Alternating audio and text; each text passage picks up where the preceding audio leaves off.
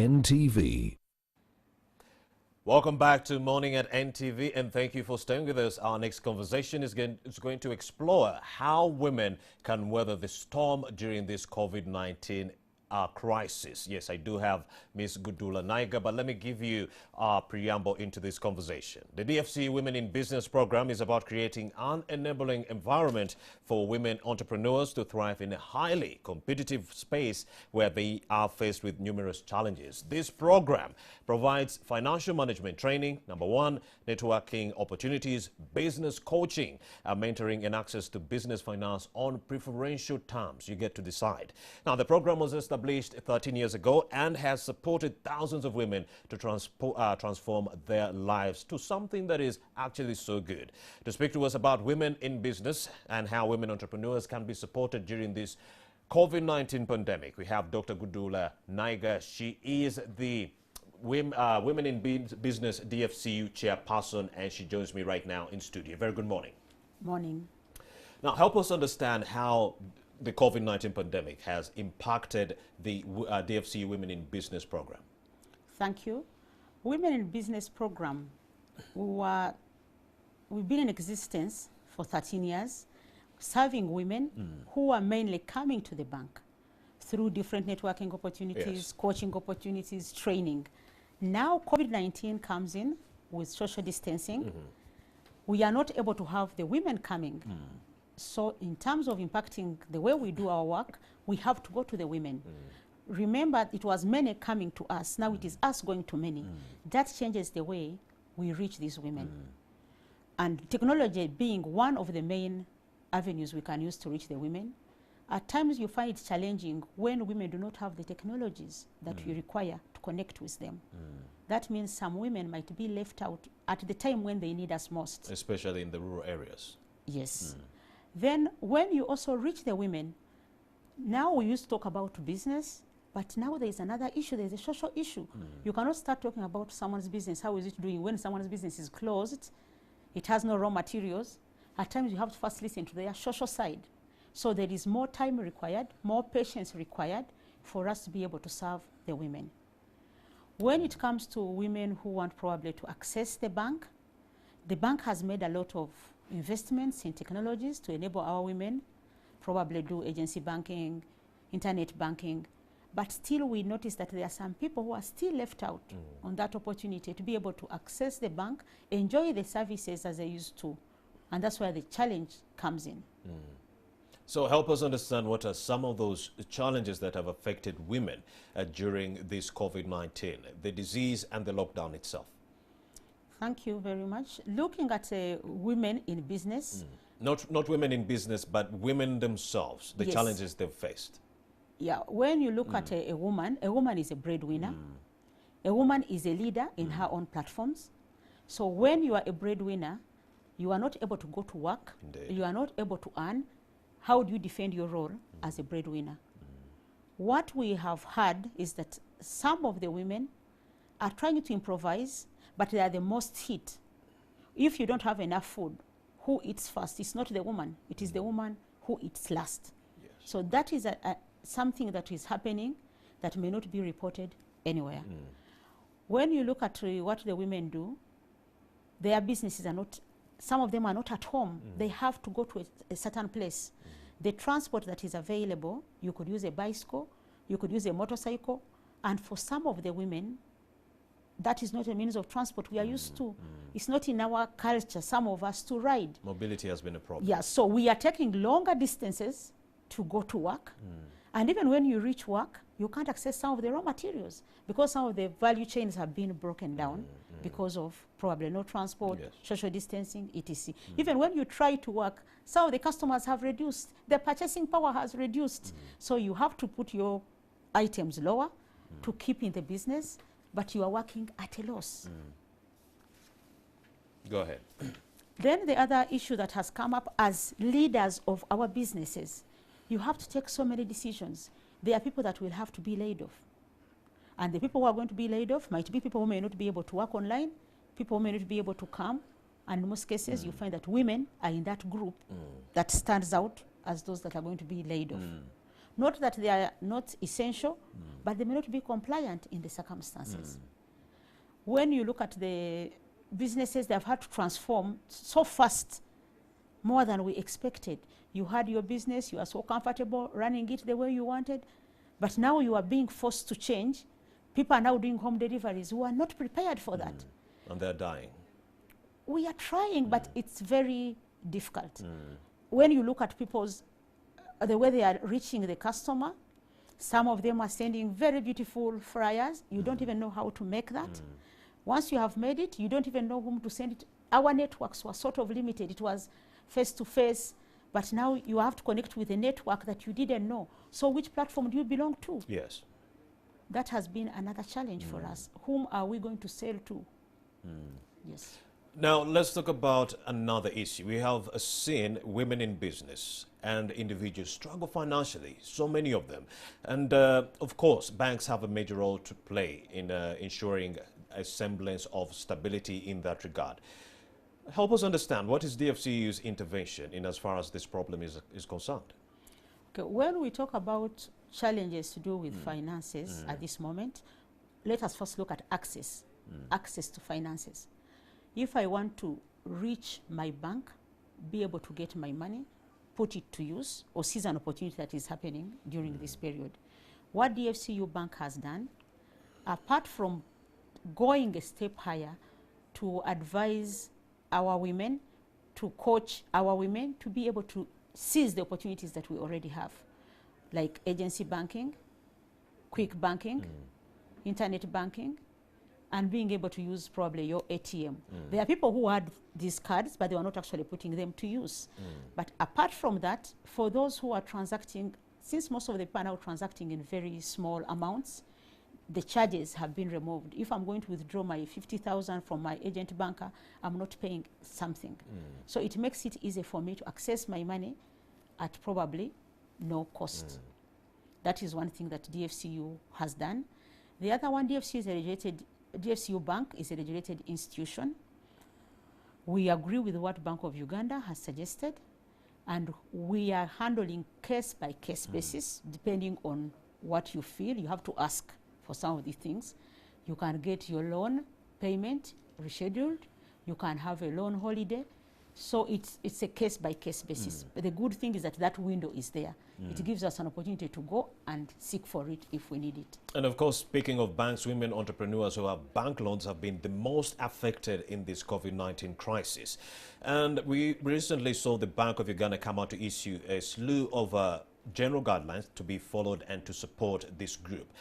Looking at DFCU, do you have any direct interventions, maybe bank loan holidays for our women in business?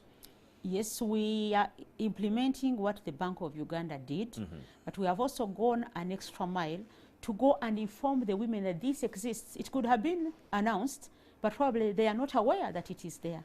We have gone ahead to inform them so that they know of this option. But we are complying with what Bank of Uganda suggested. So you'd be willing to give us some loan holidays? Yes. So help us understand, how can women weather the current storm being brought about by COVID-19? When you look at this storm, it also comes in with some advantages. It has given us an opportunity to do design thinking of our own business processes.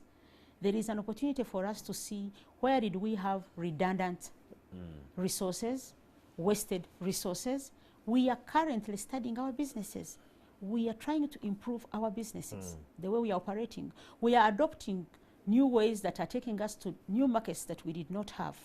So for a woman to weather in this storm, we have to be present in our businesses. We have to think for our businesses. We have to learn. We have to network.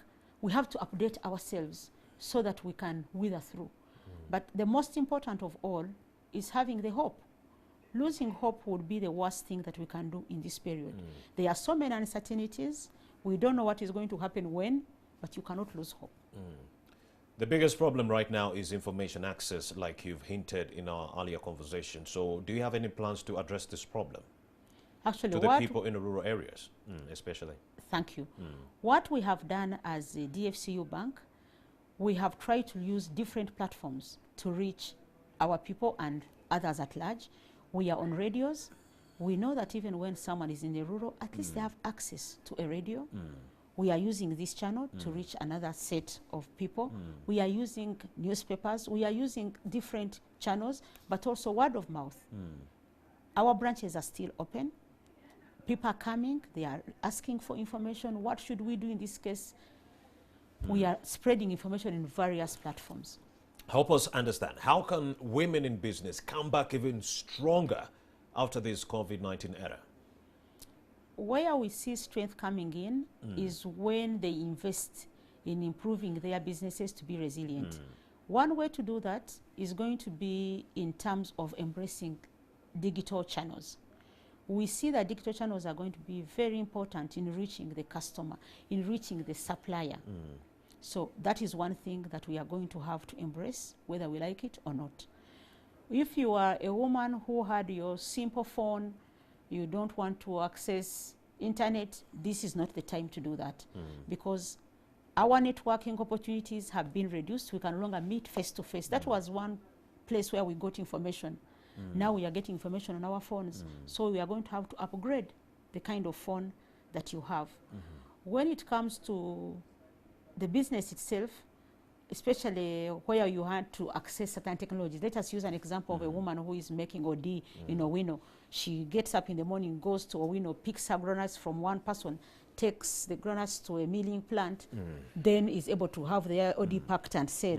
That is going to change. We are going to see many cottage industries coming up, simple technologies that we can use in our homes to produce these products. That is going to come up. We also see another thing that has come up. We have now become teachers. That is something we had delegated to someone else.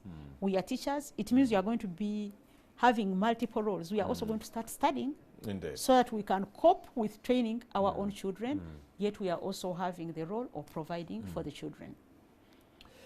You also hinted towards the internet use and other technological services as a very, very good idea or platform for women to resuscitate their businesses. But of course, this is Africa, and we're talking about low penetration of internet in many, many parts of this country. So how best can they capitalize on something that is non-existent in their areas? It is non-existent, but at least in one village, you could have one person who has that phone. So instead of relying on the other networks you had while you went to work, we are going to rely on networks within. The good thing is that women, we are always in groups. And now these groups are going to be very, very essential. We are going to have groups as our information hub. So we might have to buy data for one person so that all of us get informed of what is happening. And you'll also have to buy these phones for these people in the rural areas. I saw we a very might good have initiative. to buy a phone for the group. I also saw a very good initiative by Jumia. They decided, okay, since there is low internet penetration in these rural areas, we are going to buy very affordable phones that we can supply to most of the agents in these rural areas so that people can still get information that they need with regards to the services that they are offering. So I was wondering, DFCU, can you maybe take on the same initiative, offer low, maybe cheap smartphones to these people in rural areas so that they can access this information? I mean, they are free bank loan holidays, but people do not know, and they're still struggling. I wouldn't want to commit to such at this point, but the good news is that our bank is a listening bank. It is a bank that is intended for the people. We are collecting views. What do people think? What challenges do they have, so that we can become a solution to their challenges? So help us understand, what mental preparation should women undertake during this period to protect their business after this whole COVID-19 quagmire is done with? I said earlier, we need to have hope. When we have hope that we are going to move on, that's very key. But most importantly, you have to be in charge. You still have to carry your responsibility as a business person, as a mother, regardless of what. So knowing that you are in charge, you look through what is going on and you become part of the solution finding. You become proactive. Gone are the days where you wait and say, someone is going to solve all my problems. They are also trying to solve their own problems meanwhile. So we are going to be more in charge than we were before. And when there are opportunities like from institutions like DFCU Bank that are offering us information that are able to hold us as we move, let us seize them. Well, of course, you've told us what DFC intends to do to help women in business, but what would you want government to do for you in your quest to help women in business? When we look at most of the businesses have reduced in terms of the work they are doing, in terms of the working capital that they have. I believe that a stimulus package is going to be very important. Amazing, but elaborate. Because when you think about it, even when you borrow money, how are you going to pay it when it is difficult to have the customers you expected to have? So we see that probably a stimulus package is going to be very important to bring the businesses back afloat. Suppose the government decides, you know, COVID-19 is still here, we are still grappling, so the lockdown should be extended as a measure to cap the spread of the same. Now, how best would women in business navigate such a lengthy period of nothingness? How can they stay afloat? We already see that women have started changing their businesses. They are now making small cottage industries. They are doing home deliveries. We are going to have to do that. Even if the lockdown is stopped, I think there are things that are going to remain for some time. So we are going to have to cope with that. Digital channels, connecting to the customer, delivering to the customer in their comfort may not change even when the lockdown is opened. Well, we do have a video of a woman in business who's trying to make ends meet, even with the whole COVID-19 disaster that is actually wreaking havoc on the economy. Women have been affected the most because women are the most vulnerable, like Mrs. Gudula Naiga has commented right here on the show. Yes, mobility issues, women moving from point A to point B is a big, big problem. But let's take a look at some of the examples of women in business who are making it big despite the COVID-19 pandemic. Take a look. With the introduction of the lockdown, I was unable to reach my place of work. I was unable to access sources of materials and other requirements necessary for production. I was unable to find market for my products. So I had to get creative and started to work from home with simpler machinery and other available fabrics to me. These are some of the products that I started to make, face masks. However, the government gave an order that one big company should produce these face masks, yet other entrepreneurs and small businesses were able to produce the same face masks that are affordable and also of good quality. I was of the view that could government reconsider that other small-scale industries be given the same opportunity to make face masks and other products alongside the big companies. Good evening, everyone. Nyangoma Twesje Ethel is my name, CEO of EN Fashion Designs. With the introduction of the lockdown, I was unable to reach my place of work. I was unable to access sources.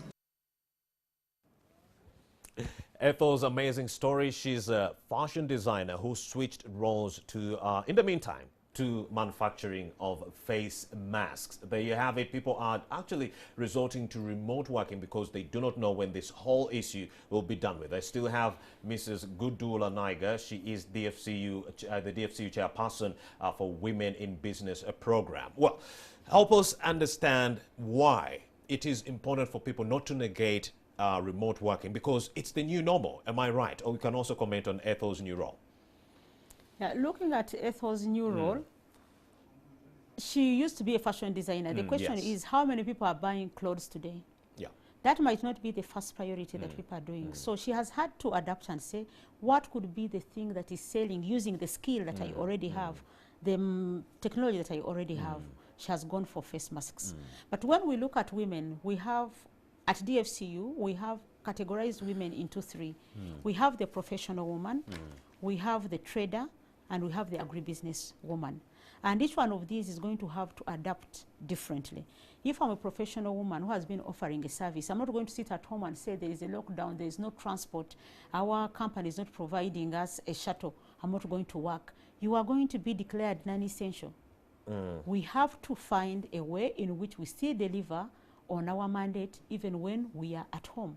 If you are not able to sell, at least create an opportunity where you are acquiring new customers, getting their customer needs.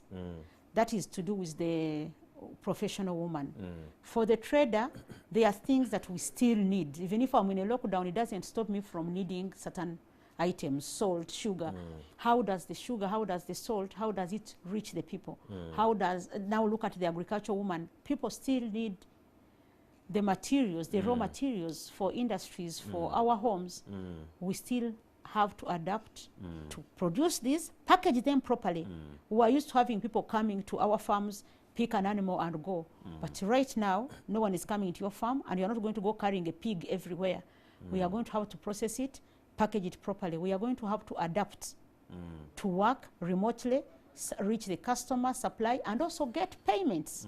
Because these are not days where you want to send a man on a border to pick your 1 million for you. You want this 1 million to come to you safely. That means the 1 million might come through your wallet, your mobile wallet, and that's why banks like DFCU have made it so easy that I can transfer my money from my wallet to my account, from my account to my wallet, and I'm able to pay seamlessly.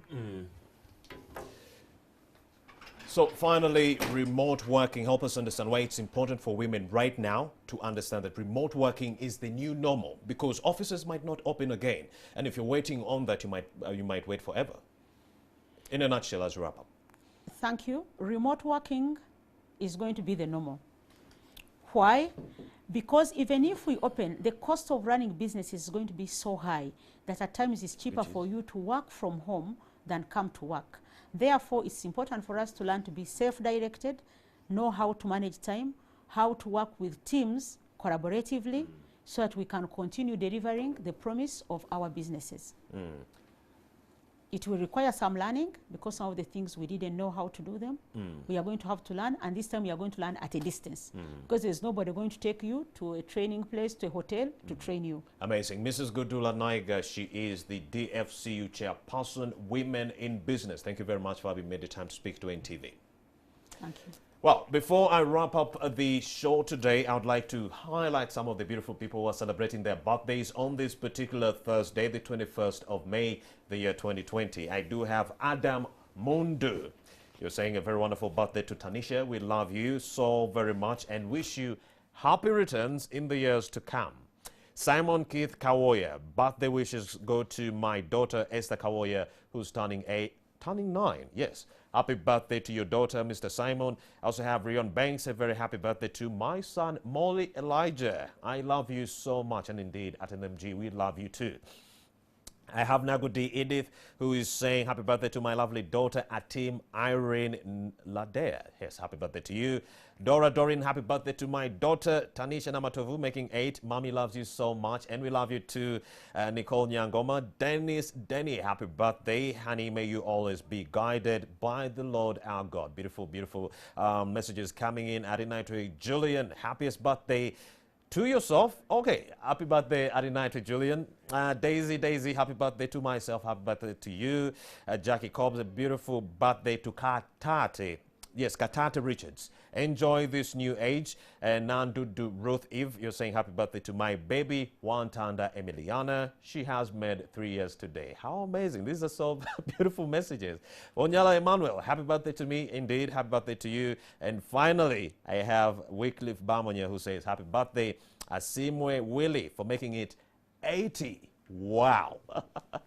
To all the kings, queens, beautiful young women and men right there, please do enjoy responsibly and stay safe. My name is Romy Busiku. You've been watching Morning at NTV. Let's do this again tomorrow. It's a fun-packed edition of Morning at NTV, as usual, Friday, so you do not want to miss all that. But I'll be back here later on at 1 p.m. to give you an update of the day's developing stories. My name is Romy Busiku. Have yourselves a blessed day and stay blessed.